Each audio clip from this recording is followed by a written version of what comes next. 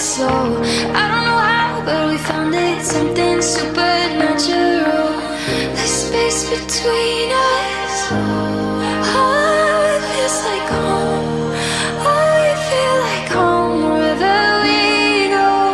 The space between us is a place to rest your bones. Oh, this feels like home, supernatural.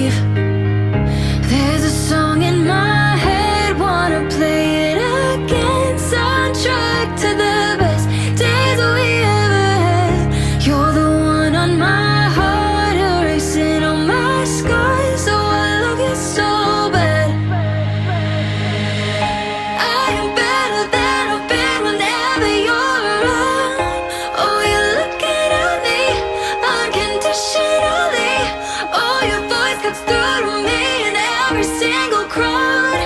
And I know you love me till the sky falls down. Till the sky falls down. Till the sky falls down. Till the sky falls down.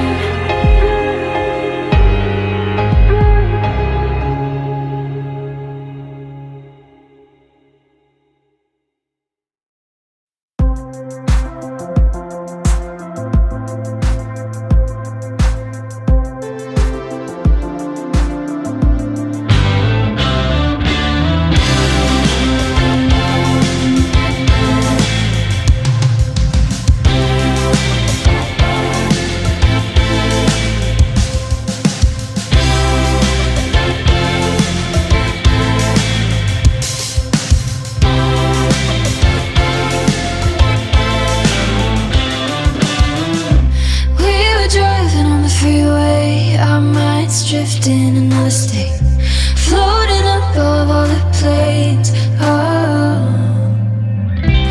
I was searching for you. I didn't know it'd be like that. You would notice me like that. When you fall right into it, when you send to silence, crashing into the deep end, falling, feeling better in the daylight, keep you up all through the night, no control when you don't mind, falling,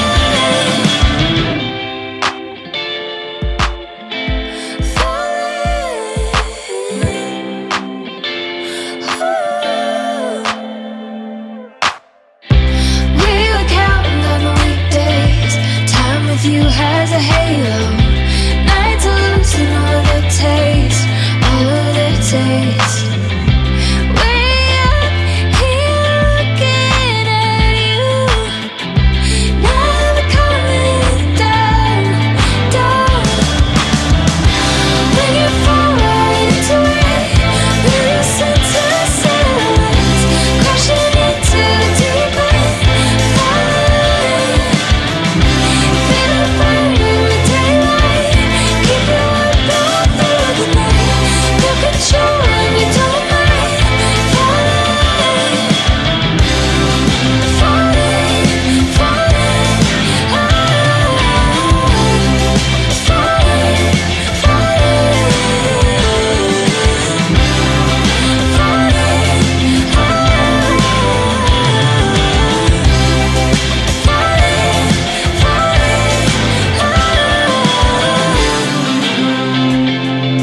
all in, captivate me, falling, all in, falling, captivate me, falling, falling, I'm all in, and we're falling, falling, all in, oh.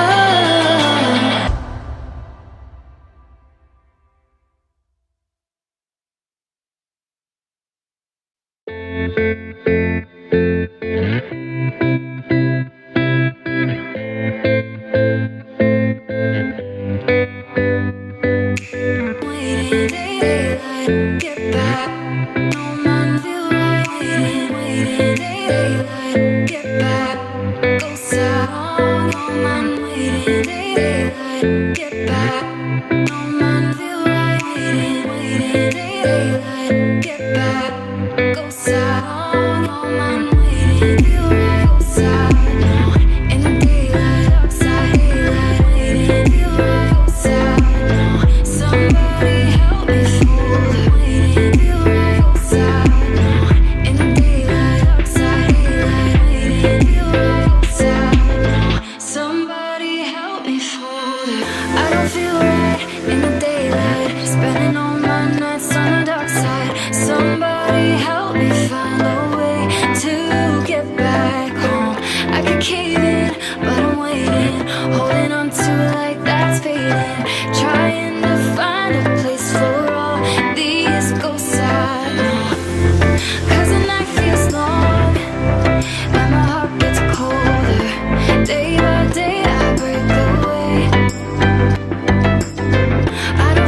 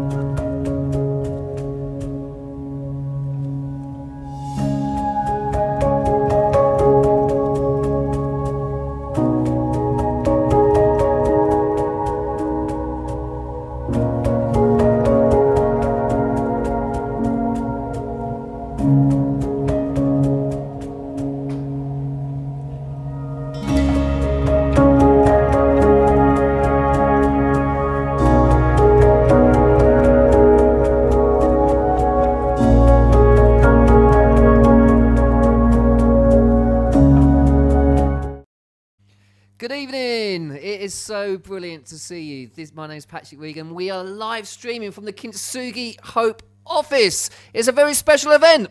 Fragile College. That is our audience of 4 people, ladies and gentlemen. 4 people live at the Kintsugi Hope office. And we're really excited. As I said, my name is Patrick. And I'm Jess Cooper.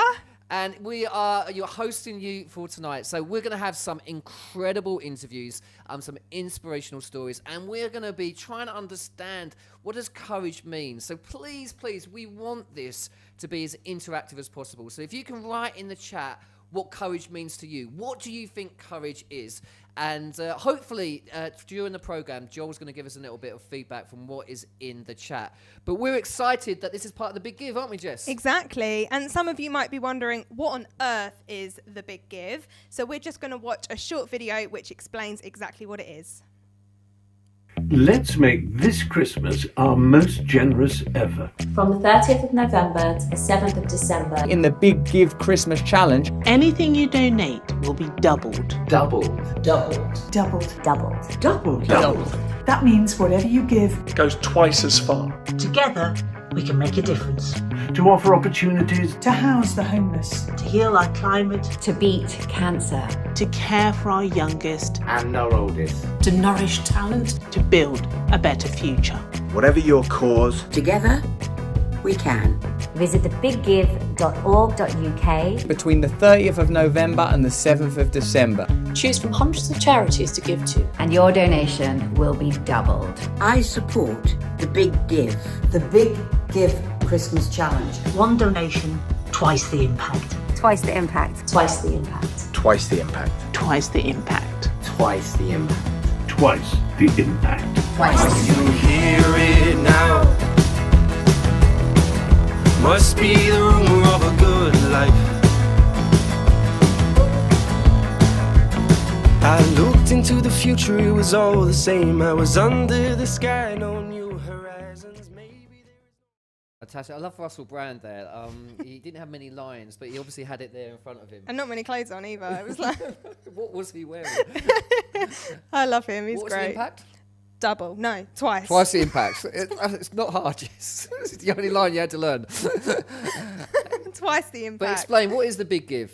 Well, any money that you give tonight, whilst we're watching, until the 7th of December, 12 o'clock in the afternoon, will be Doubled. And what's twice the impact. And what's really exciting is for our fantastic tech guys, you may see on your screen that we have the amount that we have raised so far. So I am going to announce it so far. You can see it on your screen. The amount that's been raised so far for Kintsugi Hope is 3,040.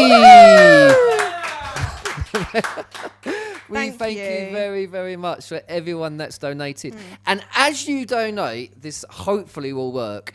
You will see that little bit pushing up and towards our target. You'll see it moving on the screen. So please, all the links will be in the chat. If you want to go online and donate, like Jess says, £20 becomes £40, £5 becomes £10, £100 becomes £200. And it's going to be absolutely amazing what can happen with this support. And we've got a special gift for anyone that donates over £50. We would love to send you one of our newly released, special for now, Kintsugi DIY kits. Ooh, it's all in there. So we will be in touch with anyone who donates £50 or over to grab your address so that we can send you your free Kintsugi kit. It's got all the things you need inside to be able to make a beautiful bowl or a mug or a plate. It's a really special gift, and you can give it away if you don't want to do it. Great Christmas present. Great Christmas present. We will be selling them on our shop as well, but not until those special someones have had theirs first. So yeah, if you'd like to grab one of those, then donate over £50 and we'd love to send you one. That's fantastic. Now, some of you may be thinking, that's great, but what on earth does the word kintsugi actually mean? Which would be a pretty good question. So kintsugi is a Japanese word that means golden joinery. And I guess when we get a bowl or a plate and we break it, we tend to mend it with super glue. And the whole idea of super glue is you hide the cracks. You pretend it's not broken.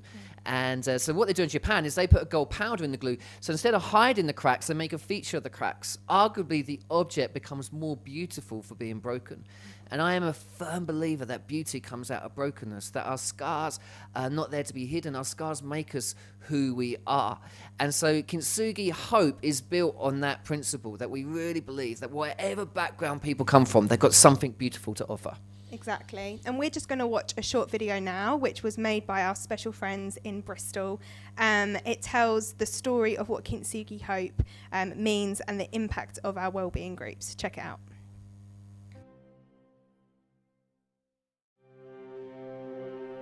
You know, life is about connection with other people, and the only way we can really connect with people is to be honest. Kintsugi Hope has helped me realise that it's okay not to be okay. The power in this is when people start to think, oh, I'm not on my own, I'm not alone. There's other people that feel like I do. Kintsugi is a Japanese art form for repairing broken crockery. They actually make a feature of the breaks and infill them with gold. The whole thing is made more beautiful and more meaningful because of its brokenness. Being honest isn't weak, it gives its strength, its courage. It really helped me just as a starting point to sort of discover a lot of these issues at a deeper level. It's about getting to know yourself, really, rather than living by other people's values. Kintsugi Hope allowed me to be welcomed into a group of people where I could be honest with myself in front of them and where there was no judgment. It sheds light on the way you're feeling. It sheds light on why you are the way you are. And once you receive some of that light, you see more light at the end of the tunnel. It's a journey to healing.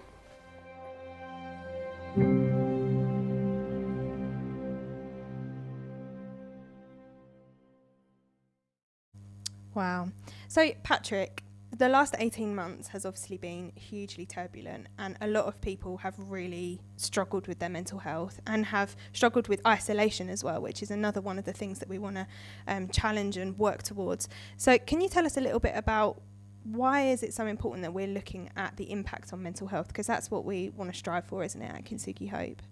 Yeah, I mean, obviously, like with the pandemic and everything that's been going on, social isolation and mental health have become huge for people. And I think what poor mental health does, it escalates, doesn't it, when you feel lonely? It becomes really, really tough.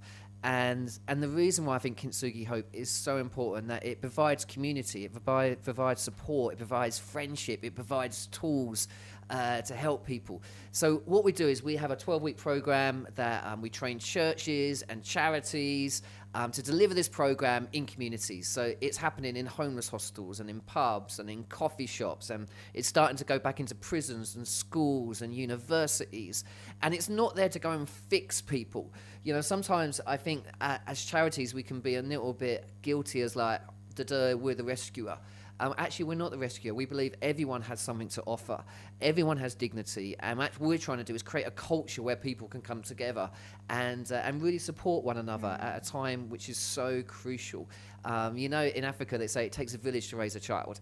And I think we need to get back to understanding what community is. So Kintsugi Hope groups help people do that, support people do that.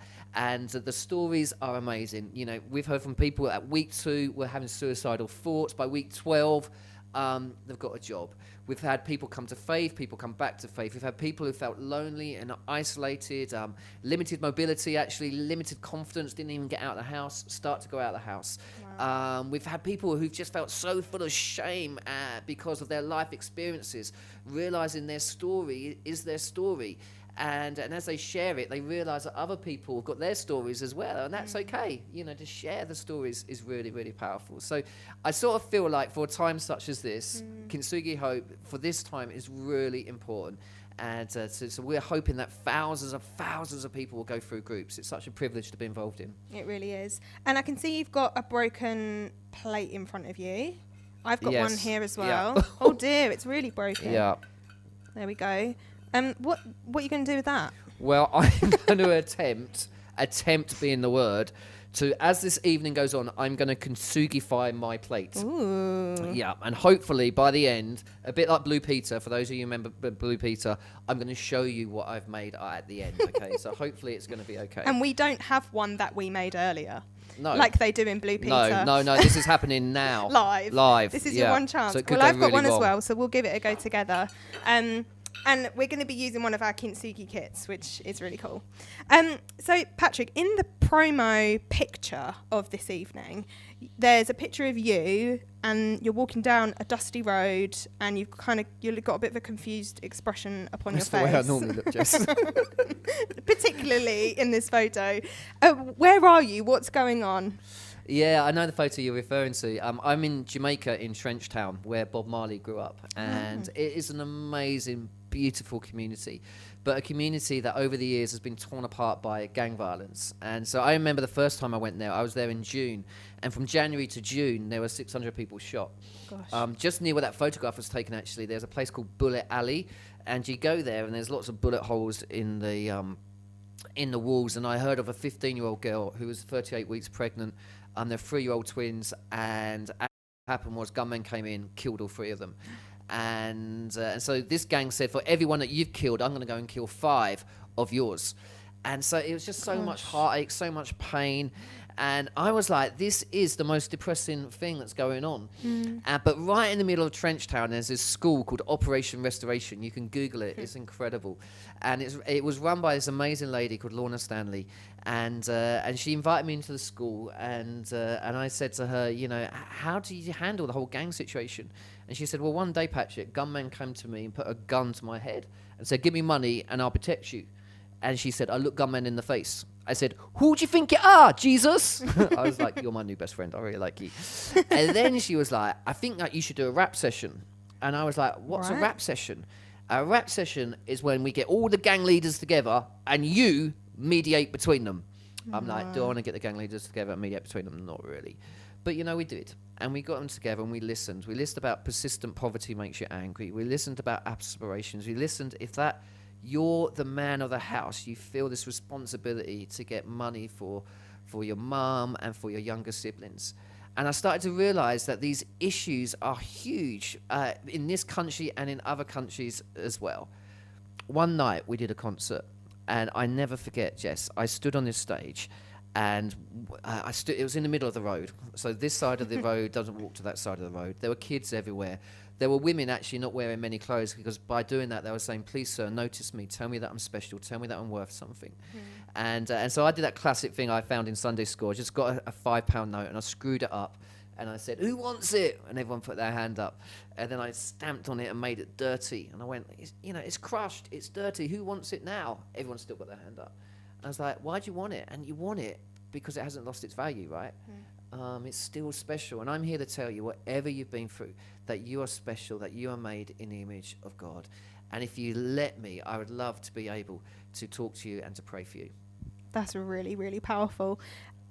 You've been in lots of situations like that, but what does courage mean to you now, even though you've been in those hugely difficult situations? Yeah, I guess courage, when I was growing up, it was just about battling through. Now, you probably never heard of the Rocky films, right? No, you're too young. Sorry. But I used to love the Rocky films because Rocky was my hero. In fact, in the chat, tell me what your favourite Rocky film is. And I'd be really, really interested to know. But it was this sort of character that no matter what happened, no matter how beaten up he got, he kept going and he won in the end. Even if he lost, he won. It was that type of film, And I thought, maybe that's courage. And as I've got older, I've started to realise that actually courage sometimes is admitting that you need help. That courage and vulnerability are very similar. Brené Brown, the famous research professor, says the Latin word for courage is cur. It means to speak your mind with your heart, to show up and let your true self be seen. And so I thought that's really interesting. But again, Brené Brown, she's amazing, but she's from America. There's nothing against America, but I was like, does it really translate? And so what I did is at a festival I was speaking at, I put on, as people walked in, I put these big bits of paper on the tables and I said, vulnerability is, can you finish it? And I just want to read you some of the responses that I've got. I put them in my book, When Faith Gets Shaken, because I just thought they were beautiful. It says this: vulnerability is letting other people and God see your heart. Vulnerability is trusting God. Vulnerability is allowing yourself to face the pain and abuse and refusing to let it define your future. Vulnerability is when you let people see the real you, the person behind all the barriers. Vulnerability is allowing others to share the burdens with you. Vulnerability is admitting to self-harming to your closest friends and family. Vulnerability is not being afraid of having an opinion. Vulnerability is standing by your brother's bed, being told he's going to die, yet believing God has the power to heal, so hoping and praying for healing. Vulnerability is letting people see you cry. Vulnerability is looking in the mirror and not trying to change what you see. Wow. When have you had to show the most courage then? I think for me, when I had to show the most courage was the night before I had to have a major operation, because I had to have this limb reconstruction surgery where I need to get both my legs broken in 3 places and have this big frame drilled into my bones. And the problem with that is I've always suffered, maybe not always, but for a very long time, with health anxiety. So I'm that classic, get a headache, I Google it. I don't know, anyone else go to Dr. Google and try and work out what's going on. And it really overwhelms me sometimes, and you get really tired and exhausted, and people get fed up trying to reassure you that everything's okay and that, And I remember as a kid seeing people with these frames on and going, oh my goodness, that would be my worst nightmare. I can't think of anything worse than having that around your leg for 6 months to a year. And so the night before I went into hospital, I remember thinking, oh my goodness, I'm going to walk into this place and then not walk out. And I can't get my head around going to sleep and then waking up with this thing drilled into my bones. And I felt like I unraveled a little bit.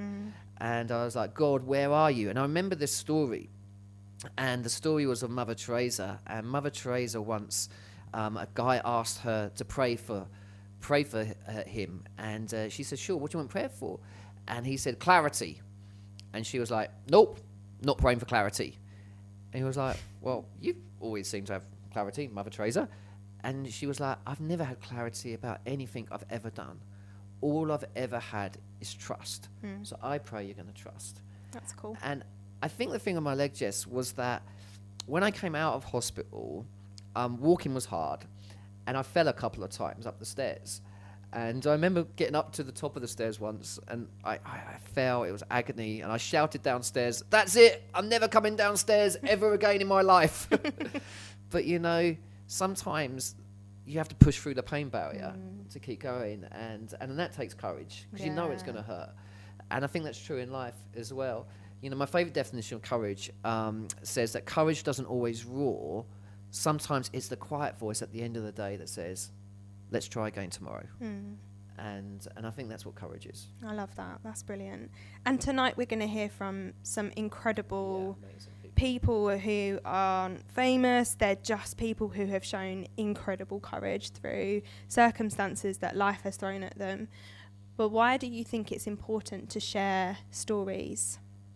Yeah, I think sharing stories is a beautiful thing to do. I think it's about sharing your common humanity. It helps you feel like you're less alone, that you're connected, that your story counts. It matters. And sometimes we could play top trumps with our stories, can't we? Or top trumps with our pain. But actually, everyone has a story.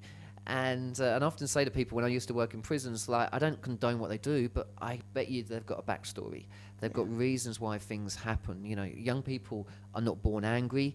Things happen in our lives. And it's actually really important to be able to tell your story. And that's why I love the Kintsugi groups, because I think they're a beautiful place to do that. Exactly. So now we're going to hear from the beautiful Jane Smith, and she's going to tell us about her story. Check this out. I'm here with the amazing Jane Smith. Jane, why don't you introduce yourself and tell us a bit about yourself? Okay, well, thank you very much for asking me to share my story. My arrival in this world was rather traumatic and unexpected. I'm a twin, but my mother didn't know she was having twins. It was in the days when they didn't do scans, and my sister arrived first, and then an hour and a half later, they managed to deliver me. We were very premature. And they didn't really think we would survive, but obviously we did. And that the result is that we both have a physical disability because of the traumatic birth. And in fact, my sister's mobility is more affected than mine, but in every other way, she's more healthy than I am. And so I think I sort of grew up, I got the message from the word go, really, that because my sister's mobility was worse, that, you know, I was sort of up to me, oh, just get on with it, don't make a fuss type of thing. And I helped my sister quite a bit in different ways. So that's the beginning of my life. Well, the next bit of my story was another really traumatic and unexpected event. When I was in my 30s, when I was diagnosed with a rare form of blood cancer. Although some of the symptoms can be treated, it can't be cured. So I'm still living with that, which has quite a lot of symptoms and medication. Obviously, it was a life-changing event, and I had to take early retirement. But on the positive side of all this, I think the impact of the physical disability and then the blood cancer, it caused me in recent years to sort of discover some ways of expressing myself that I didn't know were there, really. And I call it finding my voice a bit, because I only in recent years I discovered writing poetry and artwork and journaling was sort of healing for me, but also expressing myself a bit. So that's a bit who I am. Wow, amazing. That's a great insight. And I know the image of Kintsugi has been really powerful for you. Can you tell us a little bit about why? Because I know you're wearing your Kintsugi. Yes. So why has it been so powerful for you? Right, well, interestingly enough, I heard about the Japanese art of Kintsugi a few years ago, actually, before you founded the Kintsugi Hope charity. I think I heard about it maybe before you did. And it spoke to me straight away. It was at a time in my life when I was experiencing quite a lot of brokenness. My blood cancer had become more serious and had moved on to a different stage. Right. And I was told it was definitely terminal. But in the midst of that as well, I think I was beginning to realise that there was quite a lot of emotional pain that I'd buried, and we all tend to do, oh, everything's fine, or how are you, or I'm okay. And I think hearing about the Kintsugi image made me think, well, perhaps I don't have to be okay, and it's okay to show people some of my broken areas. And around the same time as hearing about the Kintsugi art form, I heard a simple poem read out at church. I hadn't written any poems of my own at this stage. And I heard this poem read out at church, and it was about that life is a journey made up of ups and downs, but that we're not meant to go on this journey on our own. There's people there around waiting to help us. And one particular line of this poem, which I'll never forget, it just says, let the people help you, let them try, and never be afraid to cry. And it just hit me like, it was like the words were just for me, you know what I mean? Yeah. And I think putting the Kintsugi image and the words of that poem together, I thought, well, perhaps this is okay. Perhaps I can reach out and just say, I do need a bit of help on this journey. And part of that for me is also sometimes having to cry. I was one of these people that was brought up, oh, you know, you just fix a smile on your face. And so the whole Kintsugi thing and the message of the poem just really started me on a journey. And interestingly enough, literally the day after I heard that poem, I wrote my first poem, and it's only 5 years ago. Wow. And I've now lost track of how many I've written. It must be several hundred. Wow. And I mean, if somebody had said to me a few years ago, you're going to write hundreds of poems and some of them are going to be made into a book, I would have thought they were joking. And here we are. Yeah, wow, that's amazing, Jane. It sounds like that moment though, where you had to ask for help, required a bit of courage for you. Yes, yeah, definitely. Within your fragility, within your vulnerability, you found that you had to be courageous. Do you find that you have to do that quite often? Yes, I mean, even being asked to do this has required a bit of courage. I mean, I really wanted to do it, but you know, it's not sort of what I would naturally do. So yeah, definitely. I think one of the main areas where I sort of need courage every day is living with an incurable disease. And what is so hard, I mean, when people first see me, they can see I've got a physical disability, but obviously the blood cancer, you can't see. It's something that's hidden, and it does. I do get very frustrated at times. People mean well, but you know, I get all sorts of comments. If I just gently try to say a bit about my situation, they just, oh well, you're looking really well, you know. And I think, you know, actually my blood cancer and my hidden disability is far more serious than my mobility problems. My mobility problems are not going to kill me, putting it bluntly, but my blood cancer is, and it's hard. You know, I've learned a lot really about that. Lots of us can have even mental health problems. They're hidden, aren't they? We're so quick to judge on what we think somebody's like. Even if they're smiling, we think, oh, well, they look okay. I've done it myself. Yeah, I think you have. Yeah, absolutely. And I think also having sort of learnt about the Kintsugi and that poem that I heard, you know, courage is required for me to carry on that journey, because it would be easy for me to think, oh, this is getting a bit difficult now. I think I'll go back to my old pattern of I'm okay, you know, everything's all right. So I think that's where I have to show courage. Yeah. Absolutely. And one of your poems has actually been published in Bouncing Forwards. Yes. And it's called Discovery. Yes. We're going to listen to a recording of it in a little bit, but what inspired you to write that particular poem? Yeah, it's a shame in a way, because it always did have the title Discovery, but somehow the title got missed out somewhere. But it doesn't really matter. But it's quite important that it's called Discovery, because I wrote it one Sunday afternoon. I'll never forget. Early in March 2018, I think it was. And actually, the tagline that you have for Kintsugi Hope was the inspiration for the poem, because I was so taken with reading Discovering Treasure in Life's Scars. And it just got me thinking, and I thought, you know, there's so many difficult situations, painful emotions that we have in life. I wonder if perhaps there might be some sort of treasure that we could find in each of those.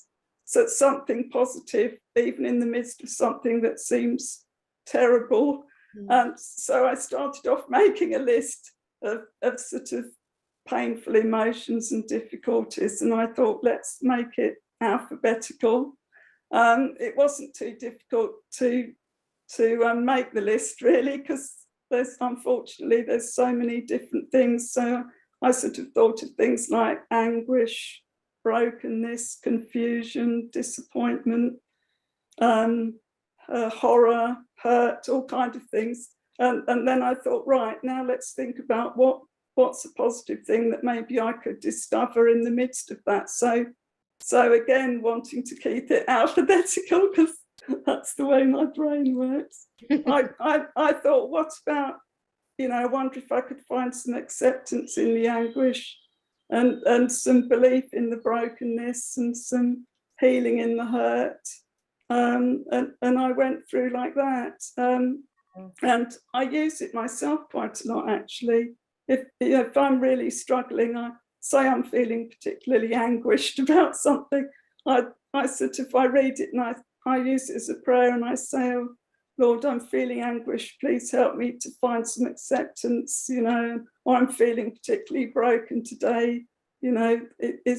Please help me to find belief in the brokenness. And that's my hope for other people, that maybe they can read it in that way.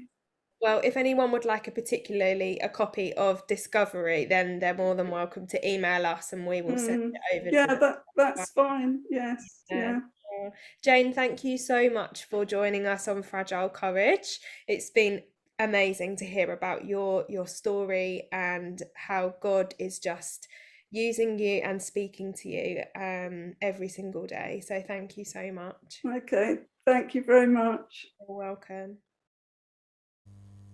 Amazing. So this is the poem that Jane was just speaking about. It's called Discovery.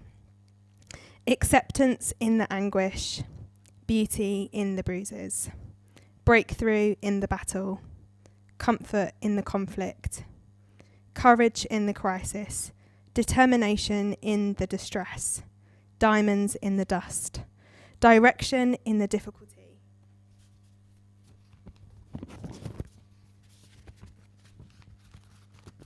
Discovery in the darkness, faith in the fear, grace in the grief, hope in the hurt, inspiration in the illness, lessons in the living, love in the loneliness, mercy in the misunderstanding, opportunity in the ordeal, patience in the problems, peace in the panic, rest in the restrictions, sanctuary in the suffering, serenity in the scars, strength in the shadows, support in the sadness, treasure in the trials, trust in the trauma, victory in the vulnerability, and wisdom in the weakness. How beautiful is that? And that is printed in Bouncing Forwards. Shameless little plug there for your book. You can get this on the Kintsugi Hope shop if you'd like to. And yeah, that would be great. So over to you, Patrick. Wonderful. Thank you so much, Jess, and thank you, Jane, for that beautiful interview. It was so inspiring. Now, I've been busy making my Kintsugi plate. Jess, I wonder, would you do the honours of holding that up for me? We'll leave the paper behind. Not bad, huh? Not bad. It's still drying. But I made it with the Kintsugi kit that you can get. Thank you. Thank you. To be fair, I only had one break, but there you go. So the Kintsugi kits, you can get them if you donate over £50 or over. Then you can get one of these Kintsugi kits. And so if you donate £50, it will turn to £100, which is very exciting, isn't it? And so we're really, really chuffed about that. Now, I think I can give you the new total, which we're really excited about. So are you ready for this? And it's been going up as the evening's been going on. And so the new total is... yeah, I'm just mucking around, Jess. It's fine. 3,830! Woo! Thank you so much for everyone that's donated. We really, really, really appreciate it, because it's one donation. Double the impact. Double the impact. So now we're going to go to my mate Joel. If anyone's ever seen a Kintsugi show, you know that me and Joel have an interesting relationship. Now, Joel, we've given you a really simple task tonight. Yeah. You just need to tell us what's going on the chat. Do you think you can manage that? I think I can. Good. I think I can. And what people are saying, so Patrick asked, what does courage mean to you? Some people said courage means turning up when it's tough. Others have said, for me recently, courage has not been afraid of my scars. Wow. We really like. Courage for me is actually asking for help. Another person said, it's getting up, doing it all again, mustering a smile and giving thanks for going another day. Courage is saying, now I must rest. Wow.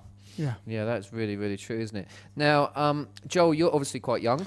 You're ancient. Thank you for that. And so as a young person going through life, going through the pandemic, what does courage mean to you?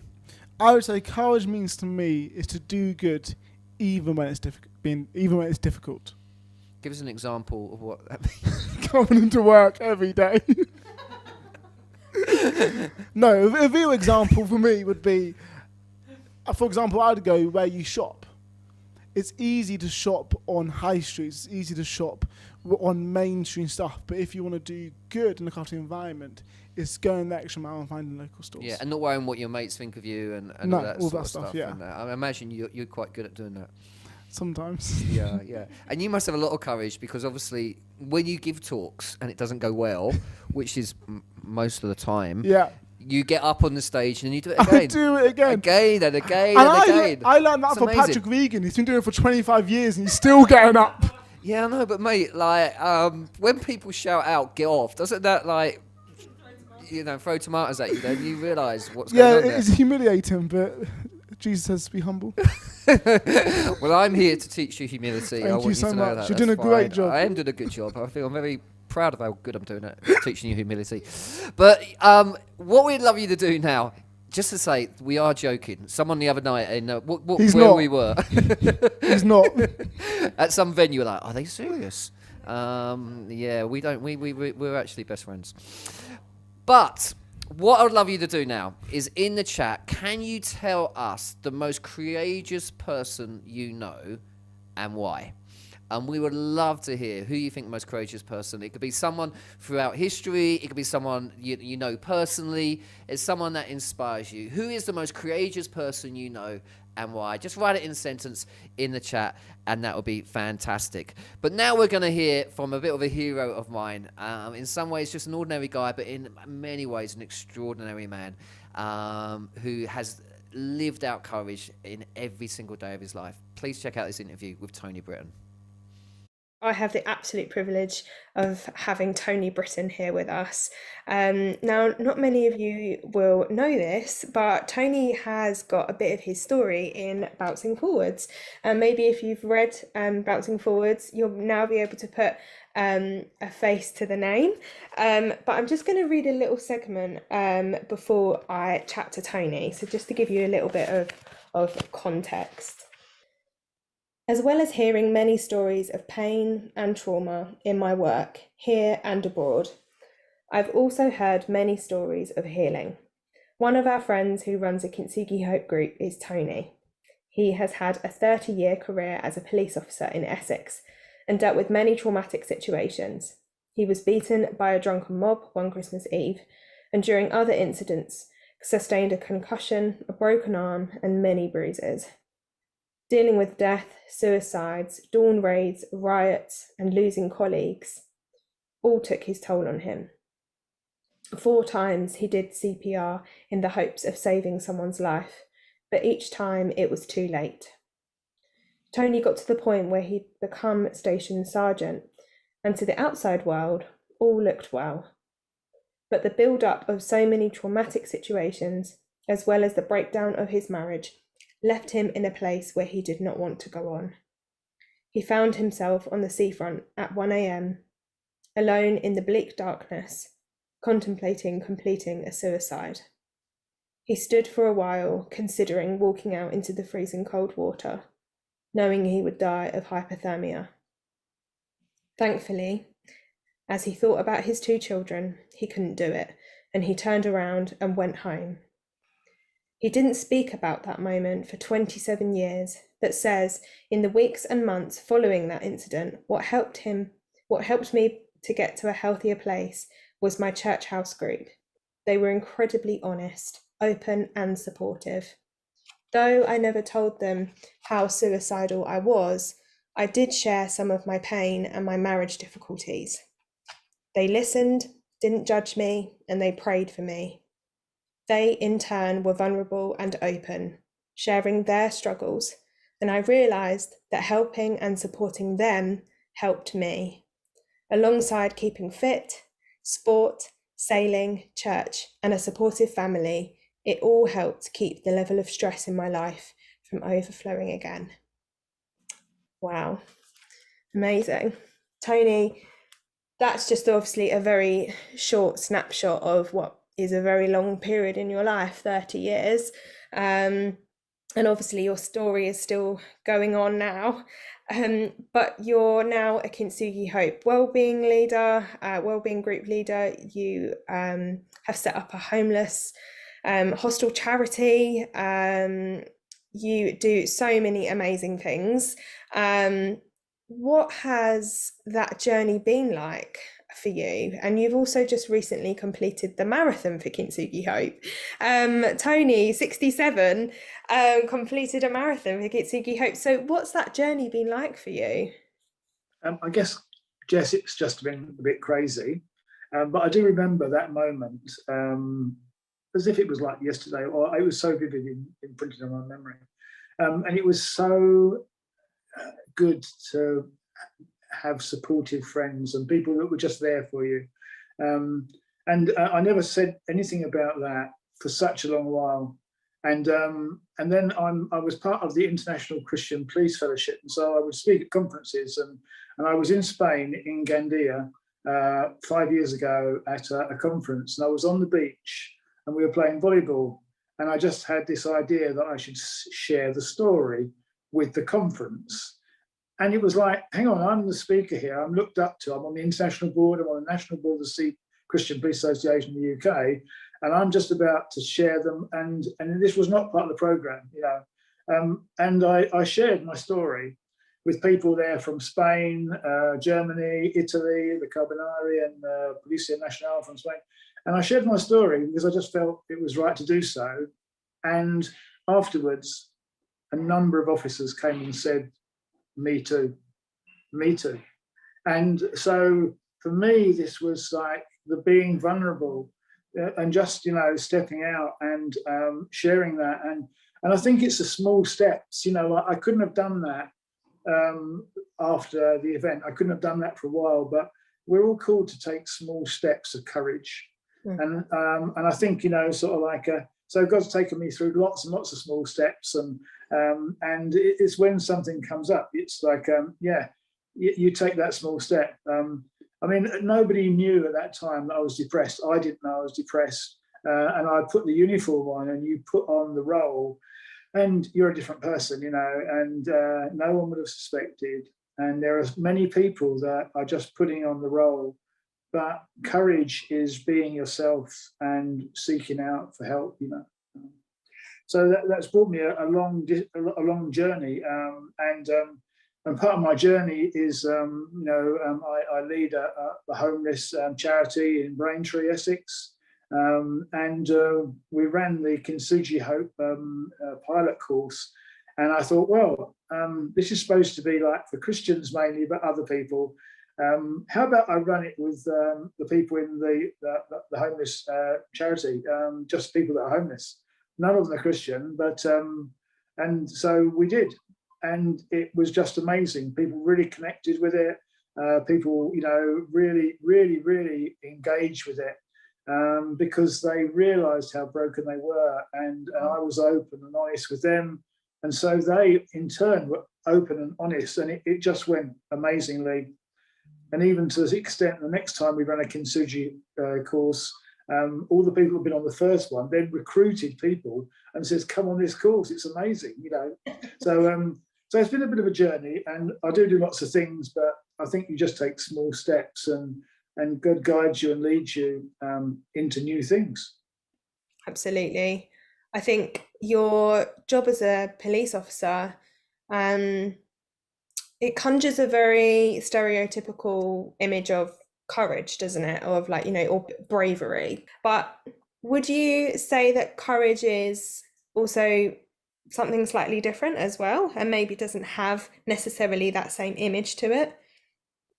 Yeah, I think, you know, like being a police officer and you step into the uniform, step into role, and you're there to serve and to administer the law, but you're trained, you have backup, you go into lots of dodgy situations. But I think courage is so much more, so much broader. I think of the single mum or dad bringing up children who every day has to have some courage to do that thing that's in front of them.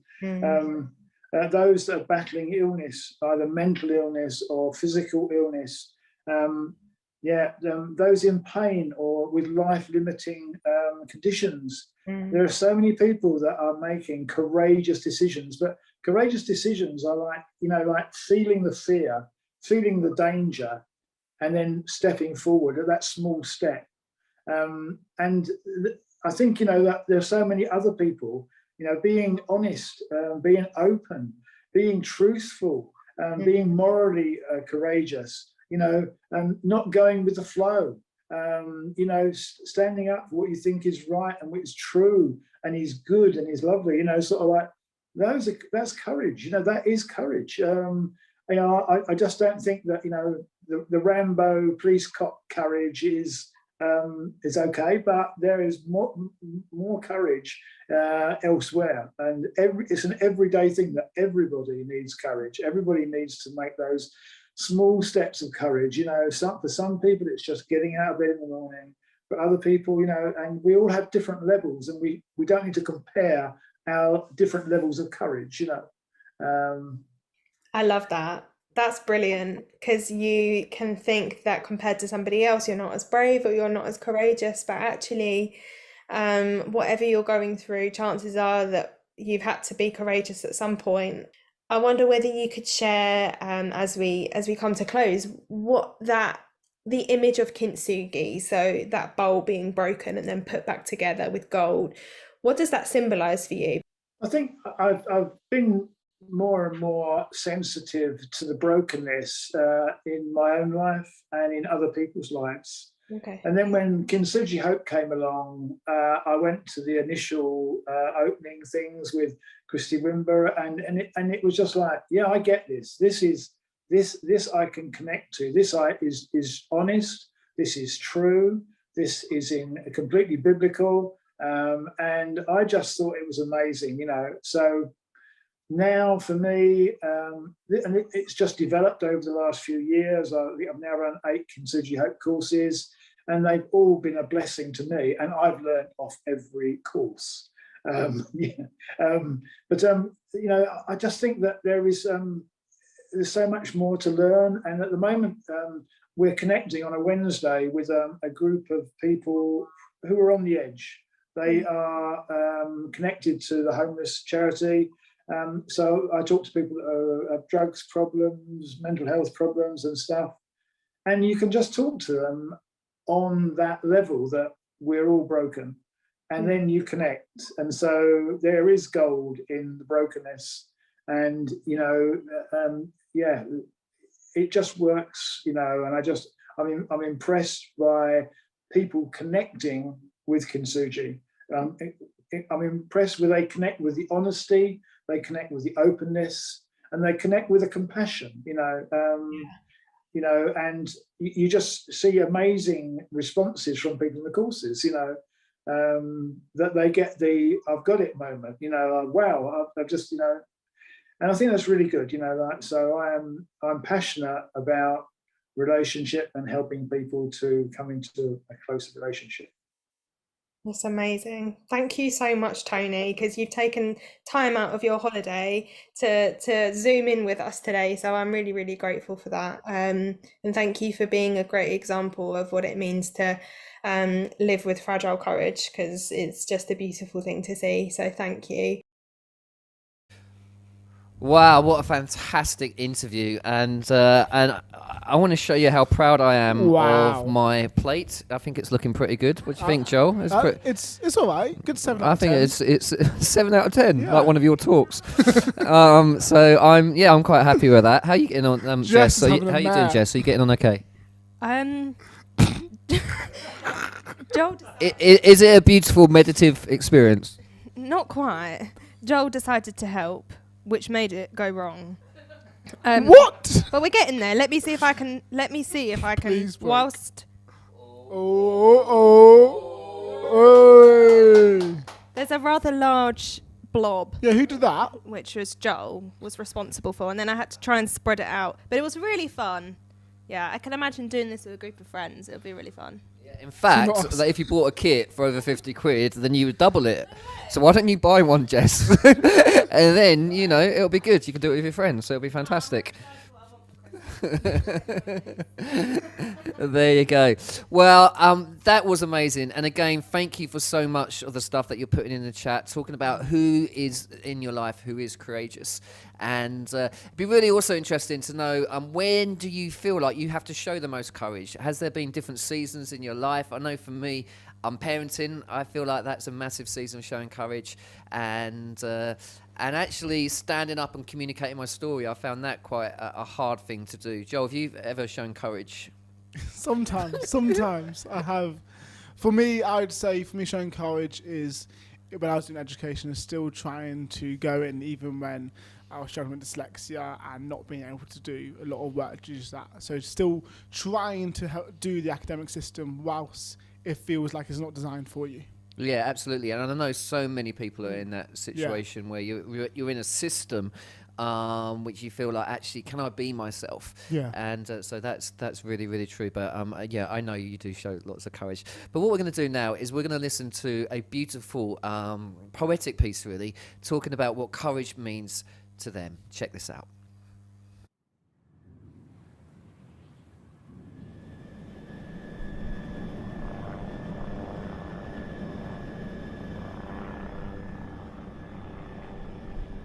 I've been trying to find a word that says what I need to be in life.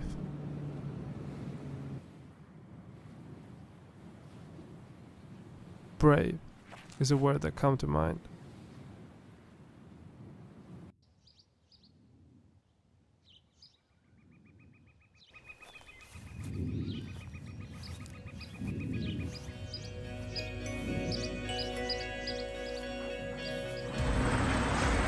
Your attitude before doing something is what determines success or failure.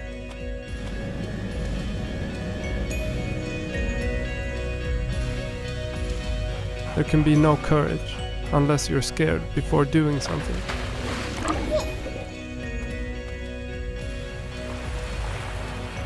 Holding a grudge doesn't take strength. It's the letting go that does.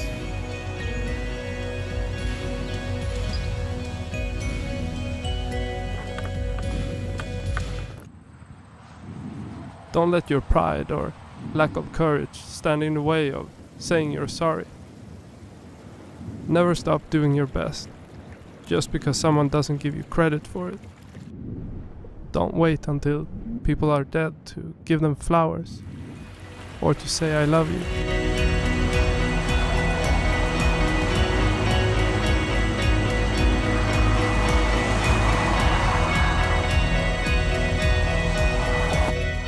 The only failure I see is people not trying.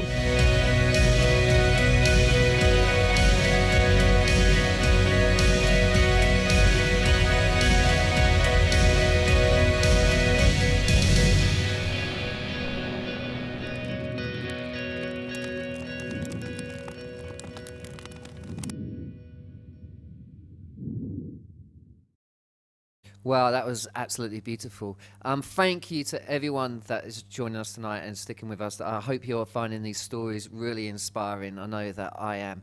And just the examples of fragile courage. And I know there's so many people probably watching that have got your own stories of where you've had to show courage and what you're going through at the moment. And in a minute, we are going to hear an amazing story of someone who's really looking at, I guess, that what does success really mean? One of the things that I've been thinking about a lot recently as we come out of the pandemic, well, it feels like we're still in it really, doesn't it? Is like, what's our values? And i.e., what's your priorities? What matters most to you? And I think it's really important that actually, you know, that we really think that through at this time, and that's why you know, we're really keen to keep supporting the Kintsugi Hope stuff as much as we can. So just looking at the total, oh my goodness, we've smashed the 4K mark. So thank you so much for that. We're at 4,200.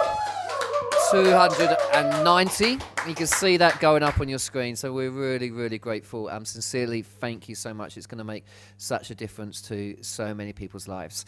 And keep donating if you can. But actually, I don't want you to feel like unnecessary pressure as well. So if you can't, please don't worry.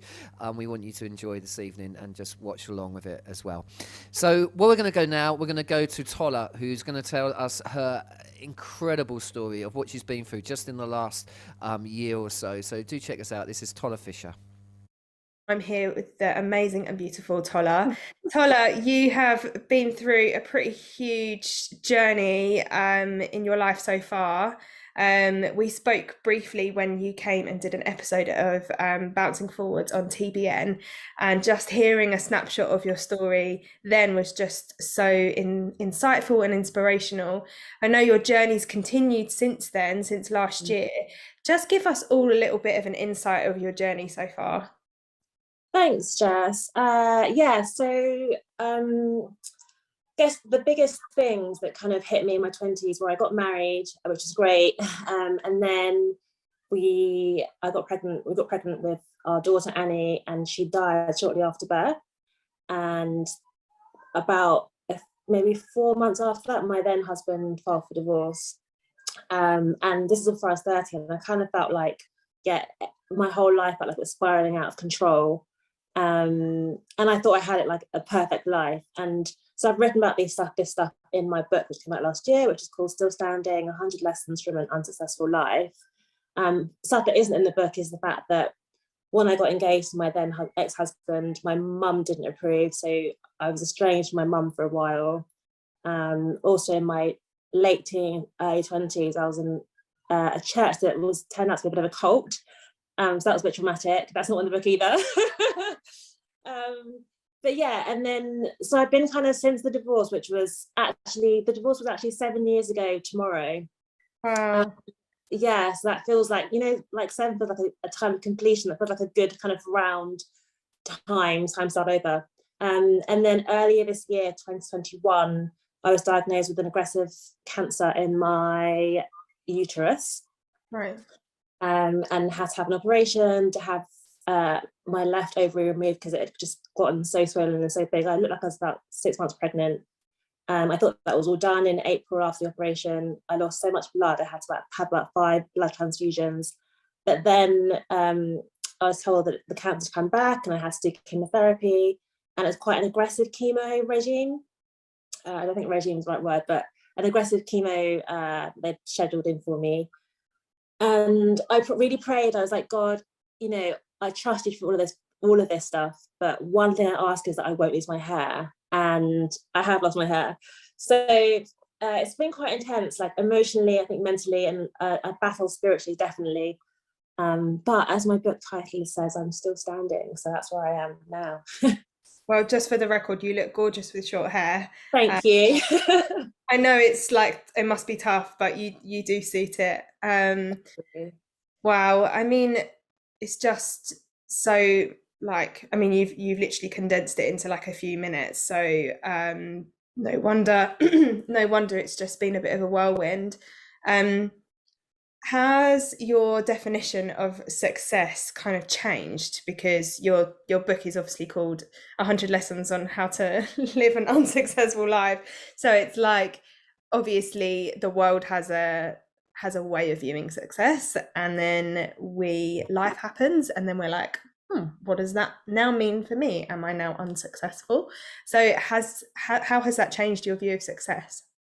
Well, it's exactly as you say. There's the world has a view of its success, which I think we kind of grow up and taking as our own success for ourselves.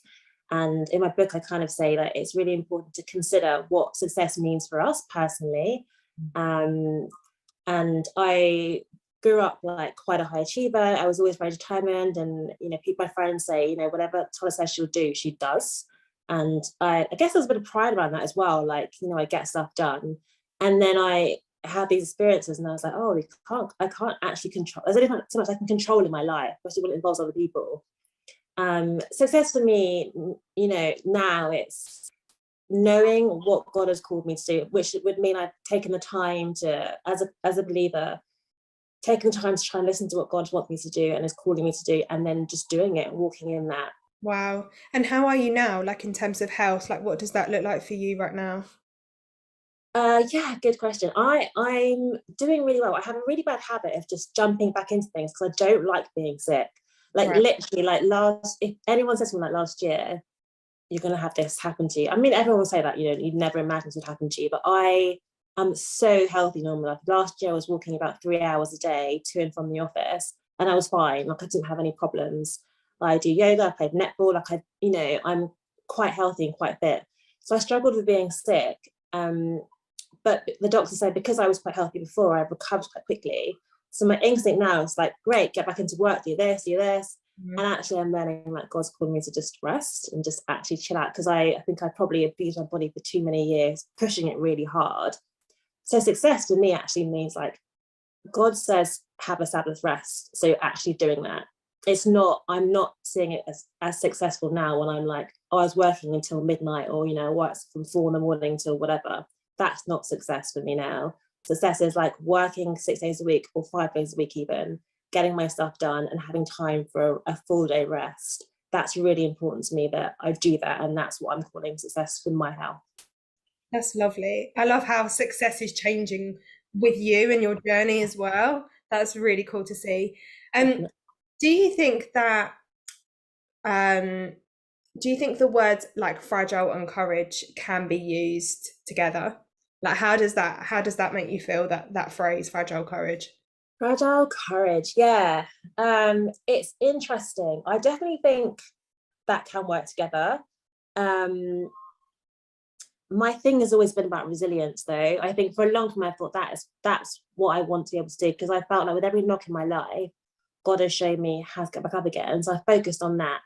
And it's funny, actually, I think the last time when I recorded with you guys earlier this year, or was it last year? Earlier this year, I think. I remember saying a phrase that I love, which encompasses resilience for me, is the quote or phrase, fall down 7 times, stand up 8. And I was literally amazed when I found that in the Bible, because in Proverbs 24:16, I've written it down, 24:16, it says, the godly may fall 7 times, but they will get up again. And I was amazed that that phrase is in the Bible. But then the second part of that scripture is, but one disaster is enough to overthrow the wicked. And so that for me is that fragile courage, because actually, yes, you can get up again, but it's so tough. Like, you have been in a very vulnerable position, or you are very vulnerable when you're kind of down on the floor, as low as you can go. So you are fragile, but that courage that you have from God, like our strength is from God, and that gets back up again.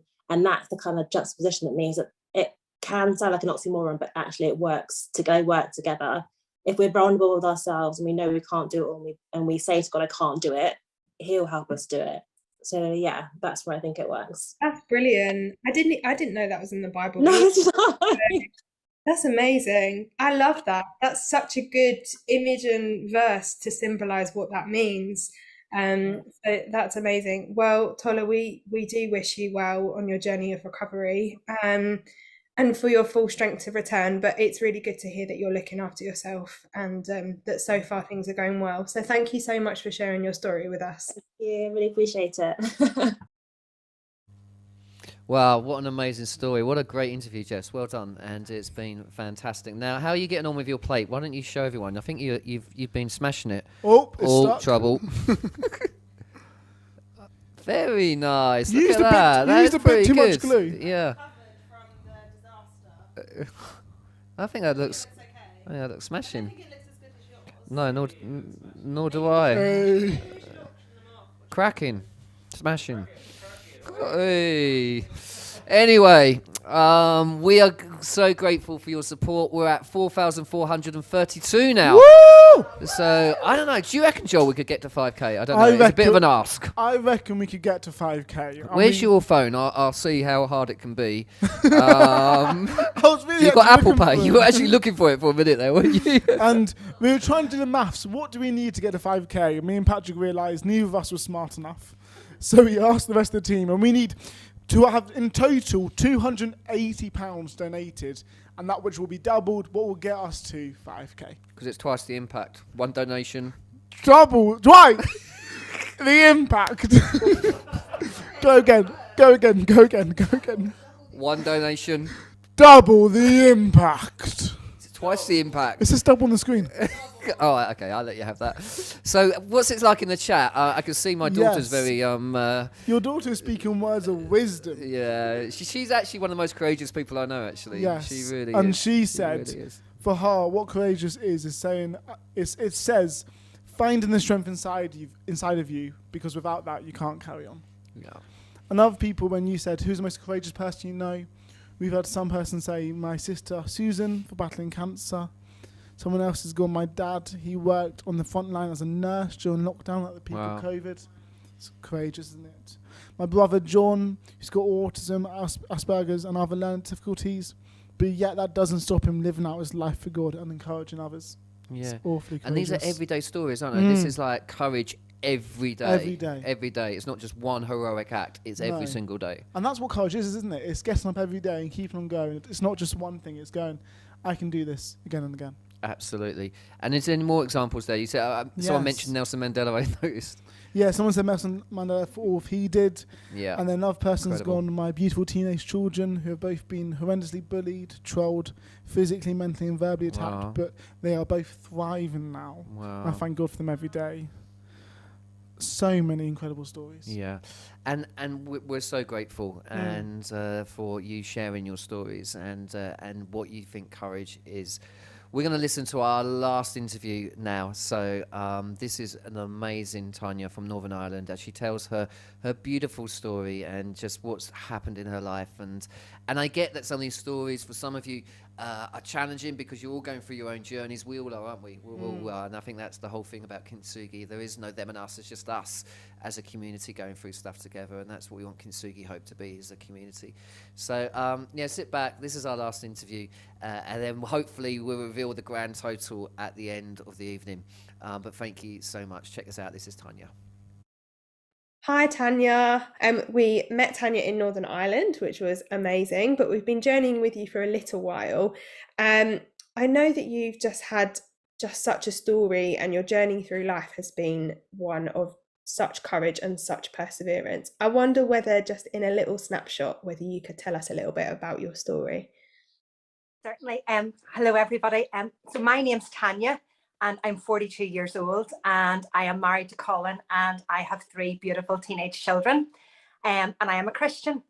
And if you'd looked at my life about 10 years ago, you would have thought I had the perfect life. I was a teacher, I was married, had 3 children, but in reality, underneath all that, it wasn't perfect. I was really, really struggling with depression and with complex post-traumatic stress disorder because of some childhood traumas. So I was given up for adoption when I was born, and I always thought that I was unlovable and that everybody was going to leave me because my birth mum had left me. And then I went through childhood, and I always felt like I had to do things perfectly, like I had to get 100% in every test and everything, mainly probably just to stay with my adopted family. Don't know why I thought that, but I did. And then 4 days before my 10th birthday, my dad took a brain hemorrhage and died. And I actually seen him take the brain hemorrhage in front of me. And I didn't deal with any of that. It was in the 90s, and there wasn't like counselling groups or anything like that. I just bottled everything up.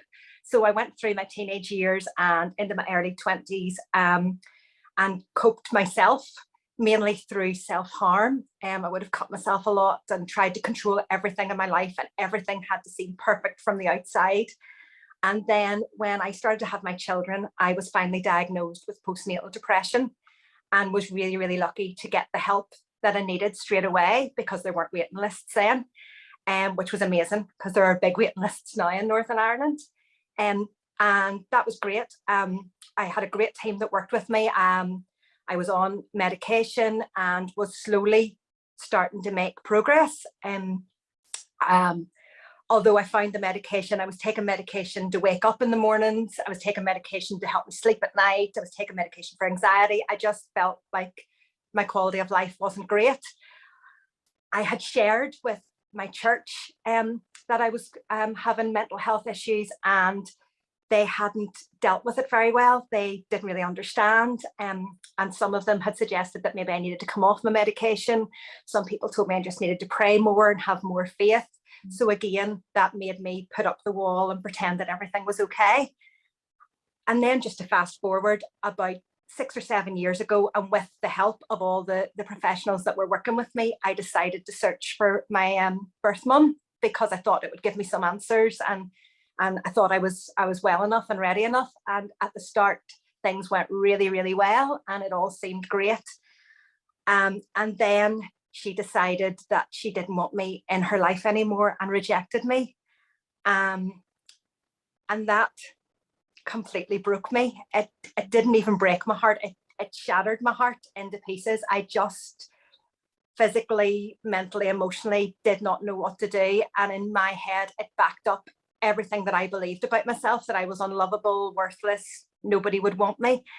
But I didn't really get time to deal with it, because a few days later, then I was diagnosed with cancer. So I had 2 huge tidal waves within a matter of days. And everything, I hit rock bottom, and I know I hit rock bottom.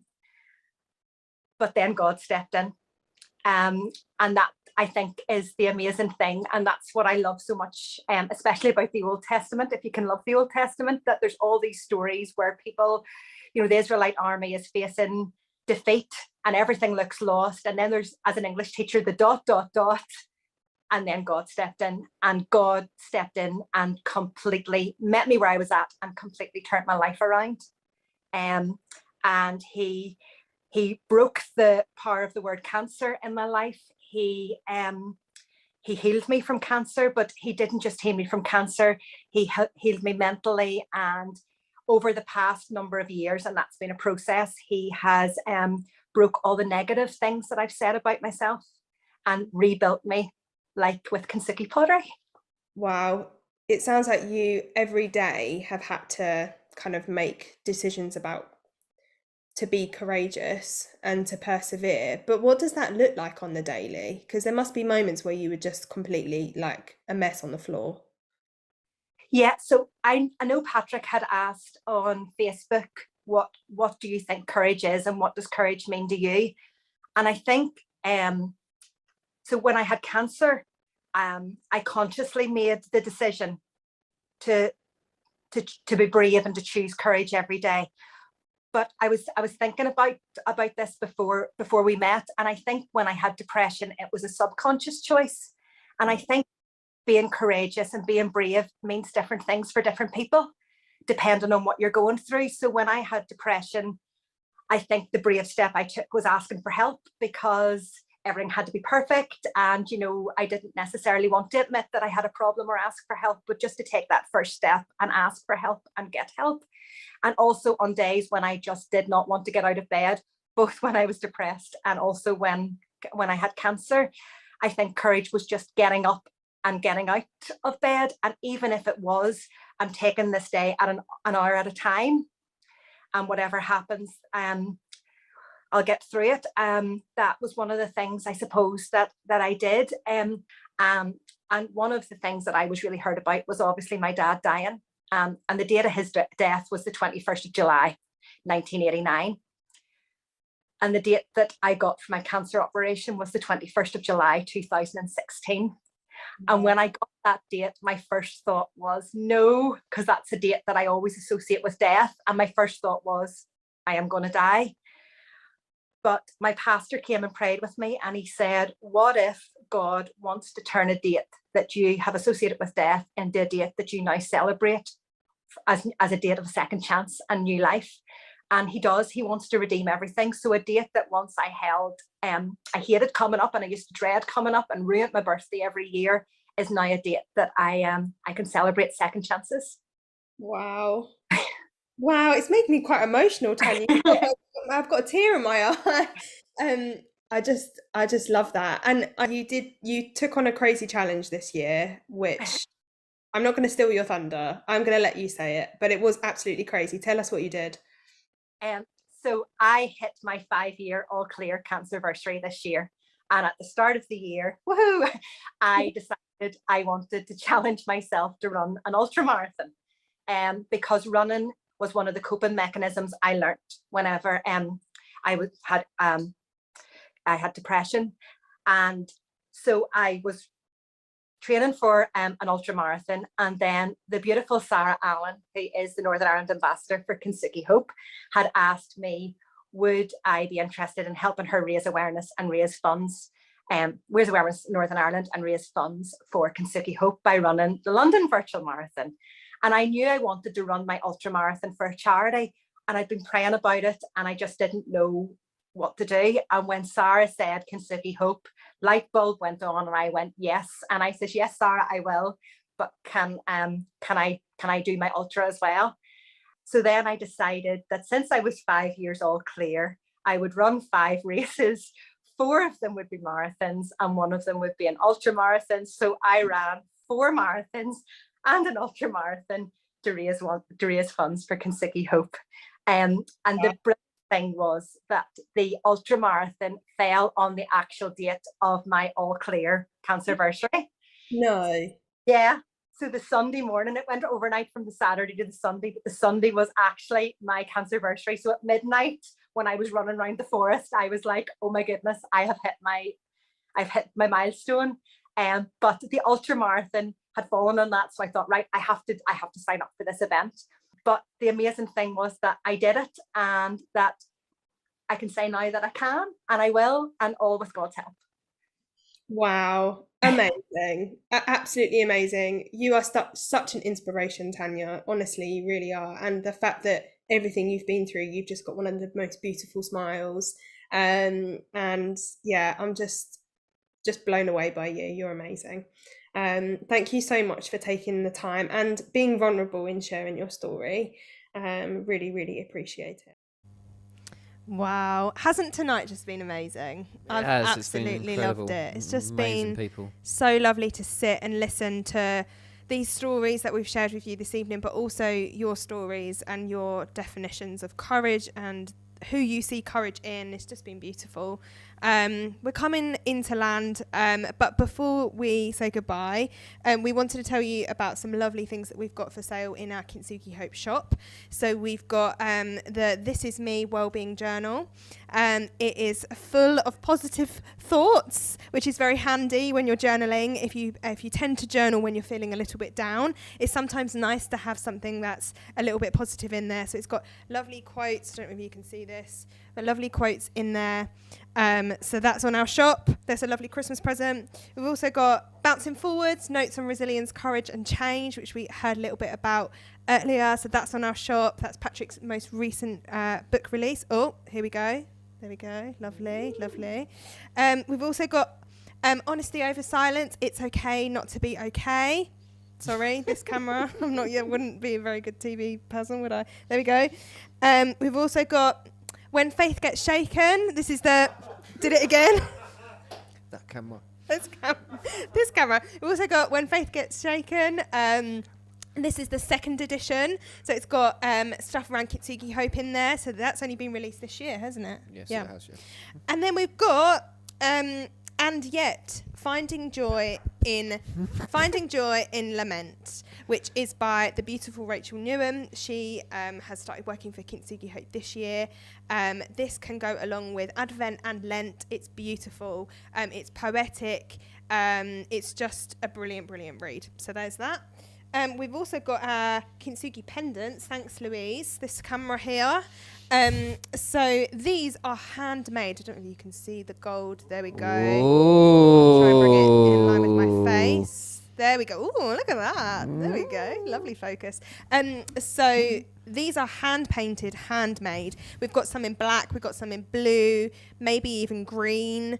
They're beautiful, and they are made by the amazing Catherine, and they are a beautiful Christmas present. So do check those out. kintsugihope.com/shop. Over to you. Thank you ever so much. And I have to say, if you get any book tonight, please get Rachel's book, And Yet. And it's absolutely brilliant. It's only just come out. And so I've written the foreword to it. And so if you only want to buy one book, buy And Yet by Rachel Newham. I thoroughly recommend it.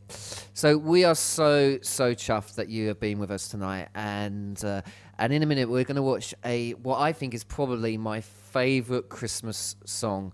And it's incredibly beautiful because it tells the story of Mary's journey. And I think this teenage girl, incredible, isn't it? The vulnerability, the anxiety, doing that incredible journey, you know. And I think sometimes we romanticize the Christmas story, but, you know, we forget that these are teenage people, soon to become refugees on the run in Africa, like many refugees today, facing hardship, facing poverty, and yet something amazing happens at Christmas time. And so we would love you to look at the words to this beautiful song, and this will be the last thing we do, so you can donate as we play it, and then at the end we'll come back and reveal the total. But thank you so much. This is called Breath of Heaven. Wow, that was amazing. Amy Grant, Breath of Heaven.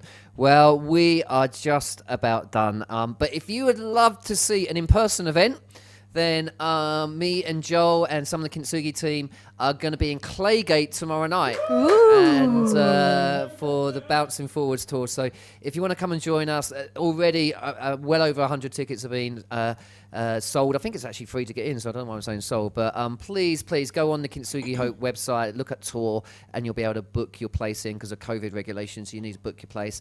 And then on Friday, we're actually at Joel's home church, which I can't wait for, because I get to interview Joel, and I've actually been prepping this interview the whole week. I'm just so excited about this particular point. He has no idea what I'm going to ask him. It's going to be brilliant. And so if you're around the Ipswich area on Friday night and you would love to come to the Bouncing Forwards tour, we would love to see you there. And again, you can book your ticket on Eventbrite. So Jess, why don't you tell us how we've done? How we've done? Well, we've got a grand total of, ready, we're going to have a drum roll. £4,752. Well done, everyone. Amazing. Well done, everyone. Thank you so much. And the beautiful thing about the Big Give, it finishes on the 7th of December at midday. So what we'd love you to do, if it's possible, is spread the word. And the way you could do this is you can go on the Kintsugi Hope Facebook page, Instagram, Twitter, and you can share all the information about the Big Give there. There's some quotes there from the groups you can talk about tonight. And we're going to publish this event as well. And we'll put that up on our share Facebook. it around with your friends. Share it around, and hopefully we'll see that hit that 20k maybe in a week's time. You never know. It's a big ask, I know, because we're a tiny charity. But thank you so much for being with us this evening. We really do appreciate it, and really do appreciate your support. And thank you for those who donated. Thank you for those who haven't and been here with us anyway. We know your time is really, really precious. We sincerely thank you for being here. So good night. God bless, and have an amazing Christmas. Bye.